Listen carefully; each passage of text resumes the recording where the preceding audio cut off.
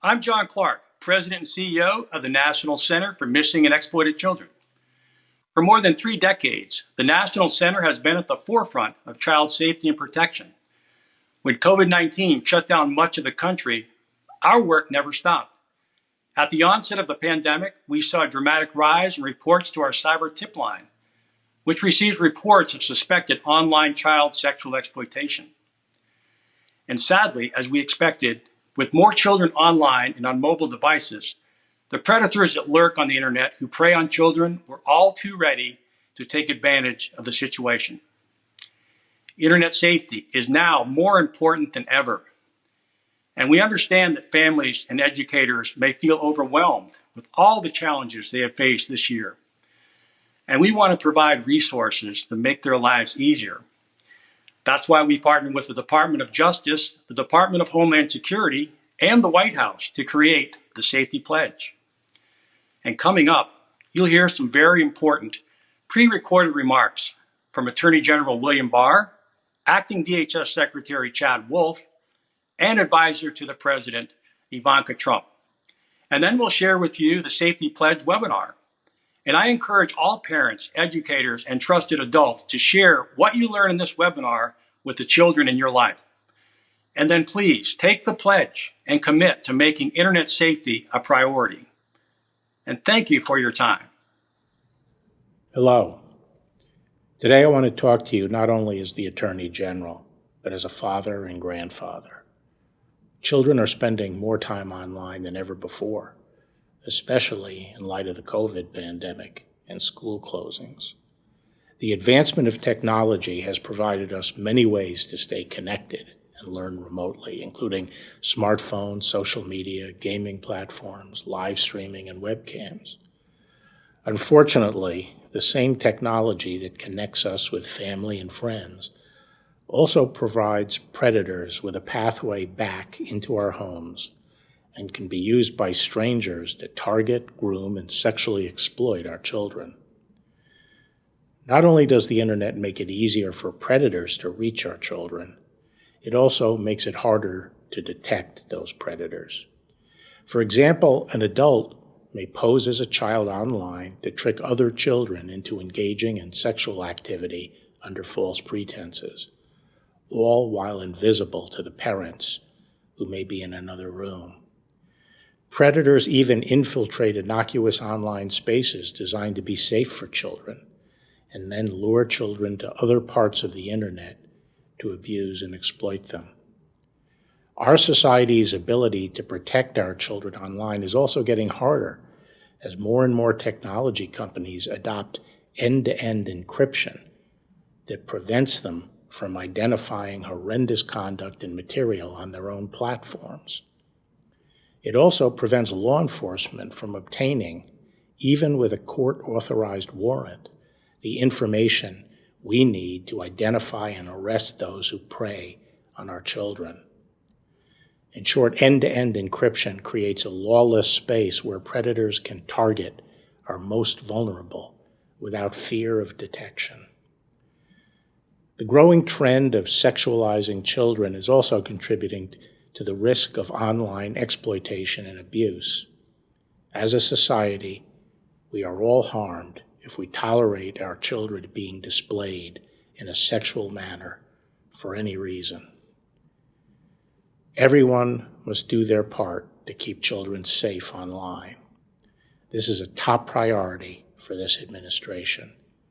At the Department of Justice, we can and will prosecute anyone involved in coercing, producing, live streaming, or distributing child sexual abuse material, which can include sexually explicit images of clothed children. I also call on technology platforms to do their part. We need a culture of safety that we value just as much as we value privacy and cybersecurity. Last March, Advisor Ivanka Trump and I met with the Phoenix 11, a courageous group of survivors of online child exploitation who implored technology companies not to elevate the supposed privacy interests of predators over the safety of children. At that event, the administration, in collaboration with the tech industry, also announced the voluntary principles to counter online child sexual exploitation and abuse. The voluntary principles are an important first step, but the technology industry can and must do more. Parents and caregivers also have a critical role to play. I hope you will join me in educating yourselves and your children about the dangers online, and to use the tools and resources offered by the National Center for Missing and Exploited Children.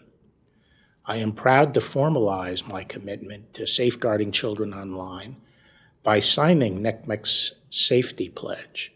After watching today's webinar, I encourage all of you to do the same. Thank you. Hi, I'm Chad Wolf, Acting Secretary for the Department of Homeland Security. There are few things more important than safeguarding our children, and the mission of DHS includes doing exactly that. We have men and women within the department dedicated every day to protecting and rescuing children from criminals who seek to harm or exploit them, including cyber criminals. COVID-19 has driven children of all ages online, seeking connection and community.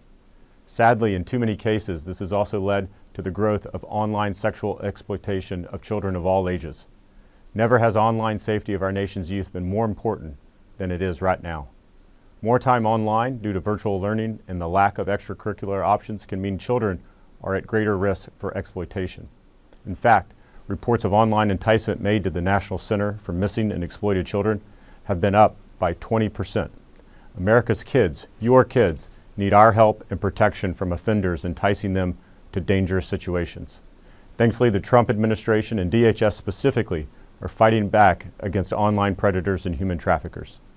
Earlier this year, DHS issued its strategy to combat human trafficking and the importation of goods produced with forced labor and child sexual exploitation.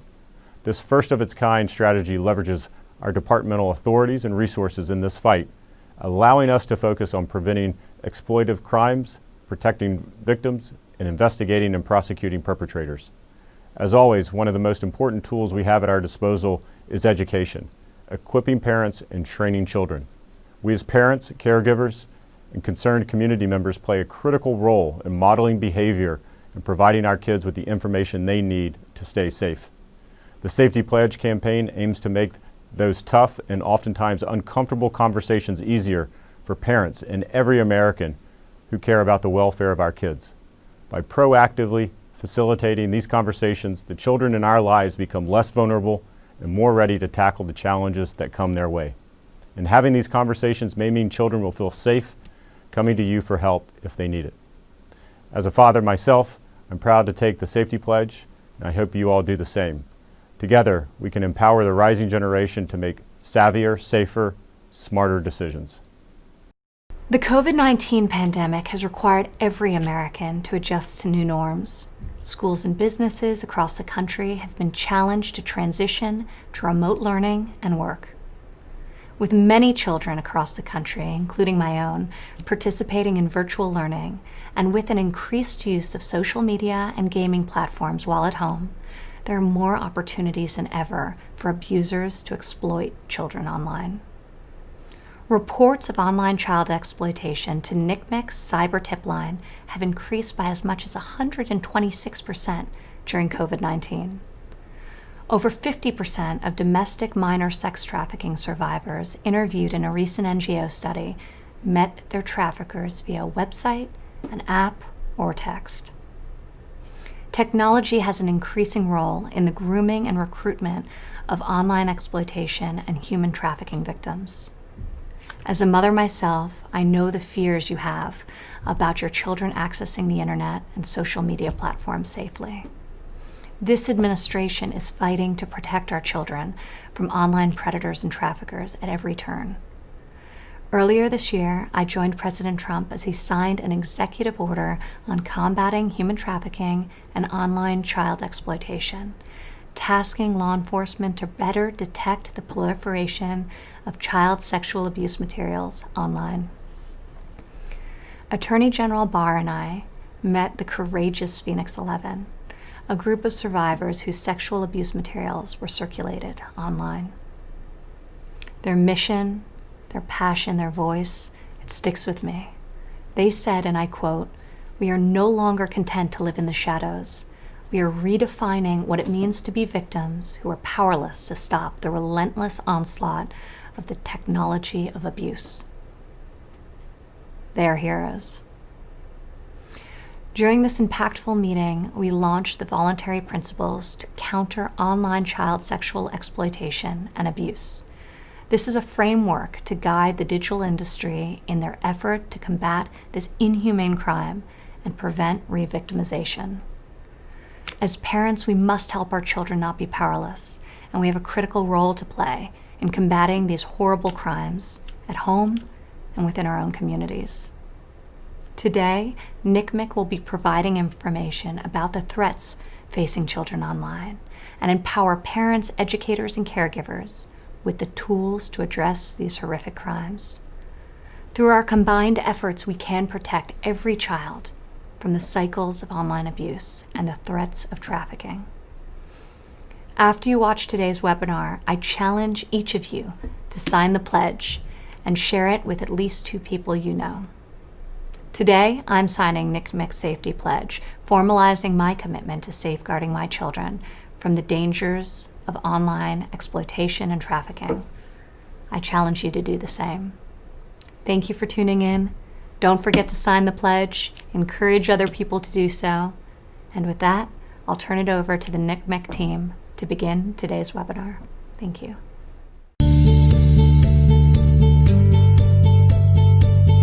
Welcome, everybody. I'm Angeline Hartman. And I'm Callahan Walsh. I'm the Communications Director at the National Center for Missing and Exploited Children, and I'm also a mom. My son is 13 years old, and he is online a lot. And as some of you may know, my parents are John and Reve Walsh, the co-founders of the National Center, who created this organization when my brother Adam went missing in 1981. I now have a 2-year-old little boy, and we're going to be having a lot of these safety conversations very soon in my home as well. So at the National Center, our mission has always been to find missing kids, to reduce child sexual exploitation, and prevent future victimization. Now, with the increased screen time that we're all experiencing right now, it's more important than ever that we work together to make sure we keep our kids safe. At the National Center, we are on the front lines of protecting children online. The cyber tip line is the reporting mechanism for the public when it comes to online child exploitation. Last year alone, we took in almost 17 million reports. That is a huge number, but that has only gone up since the pandemic.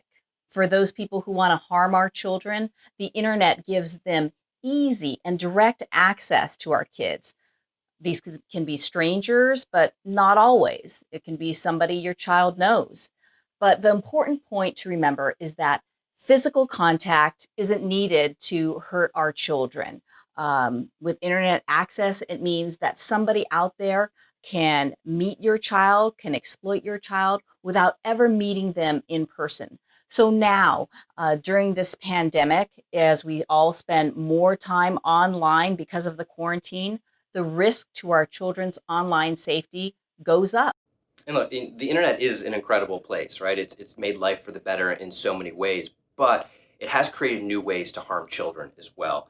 And some of the key elements in protecting our children is understanding the risks. And the cyber tip line reports that we receive shed light on the risks that children are facing today. So it's really important that we understand these risks so we can take action against them.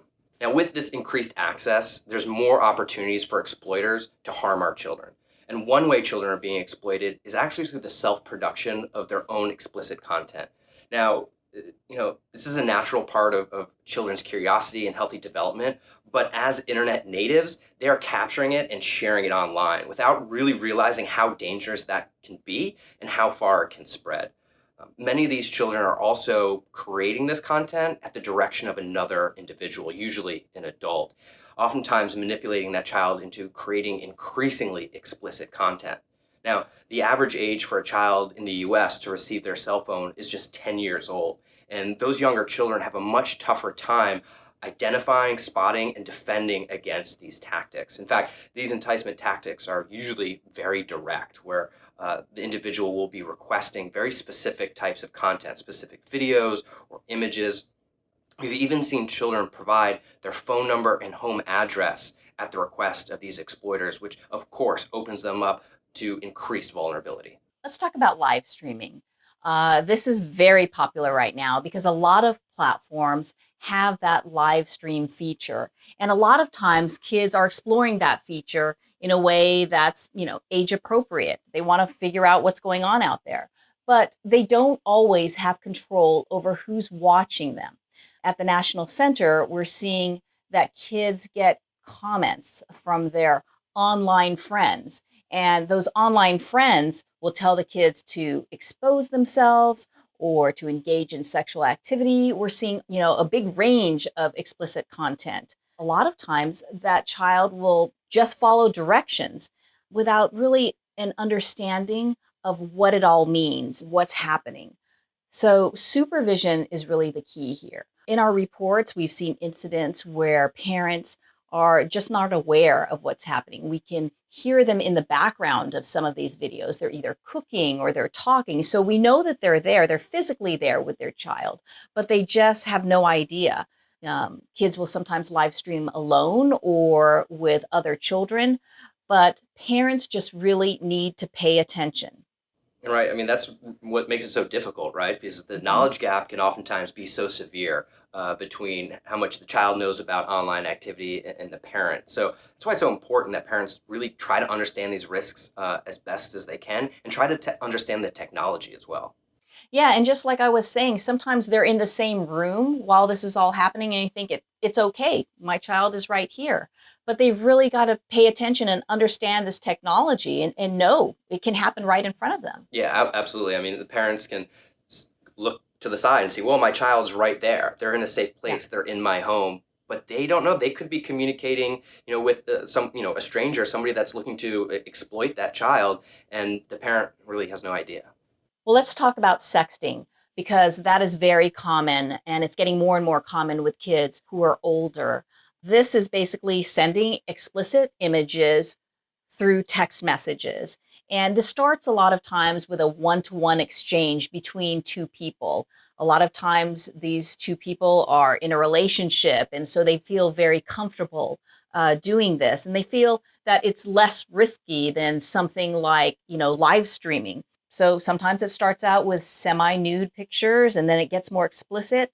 But once these images are sent, that child has no control. And those images can easily be shared, making that child vulnerable. Yeah, I think it's important you mentioned that,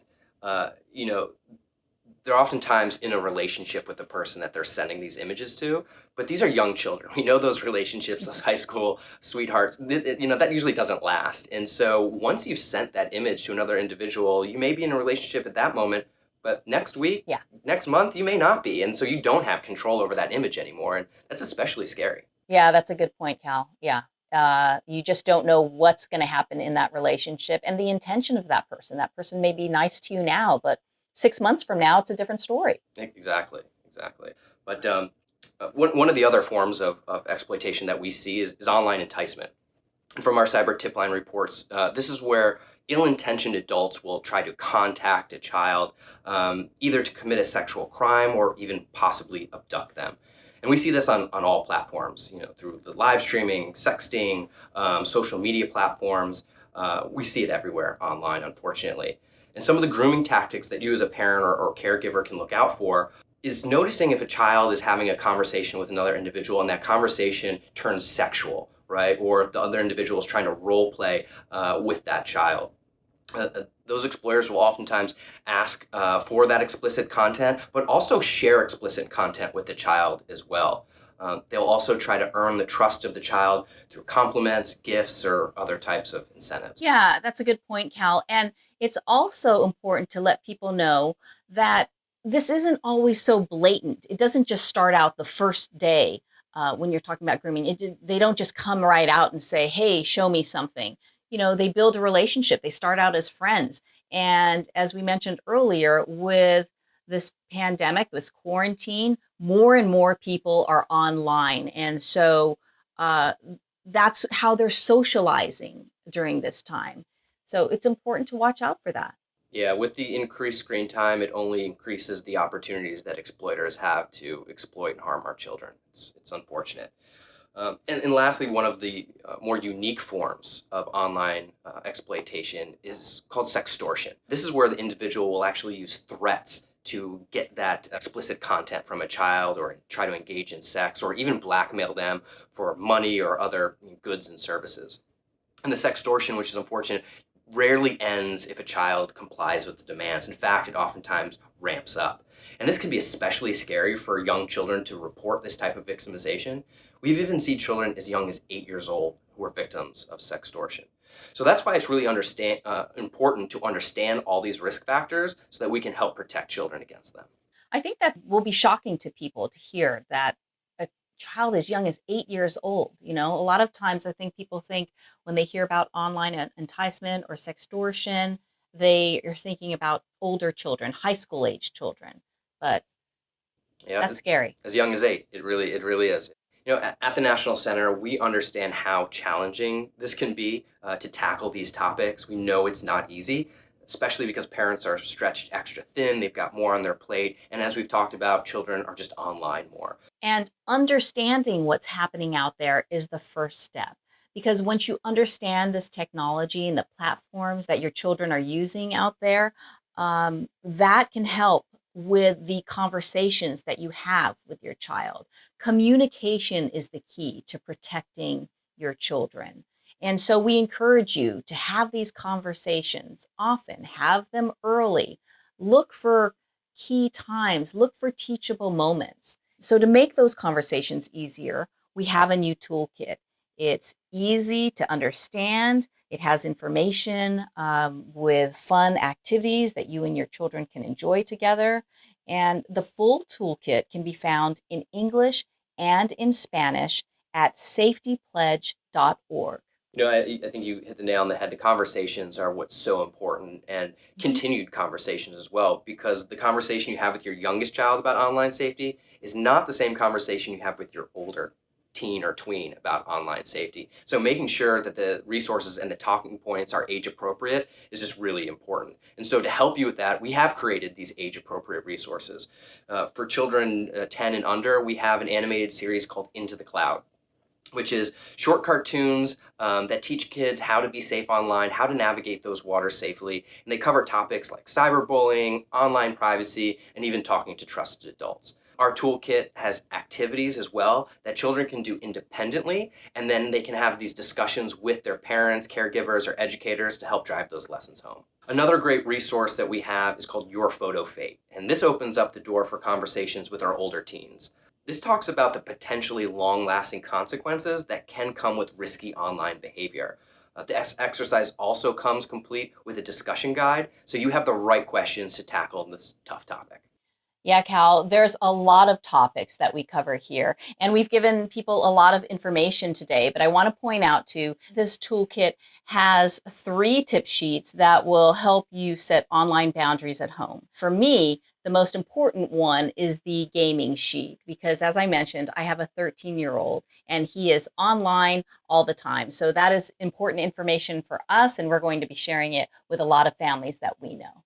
Now, just by joining us today and learning these risks, you've already taken the first step. So please join us, commit to making online safety a priority in your home, and take the safety pledge today. I know I already have, and Angeline, I think you have too as well, haven't you? Yeah, Cal, and that's a good point. Social media is a key to all of this.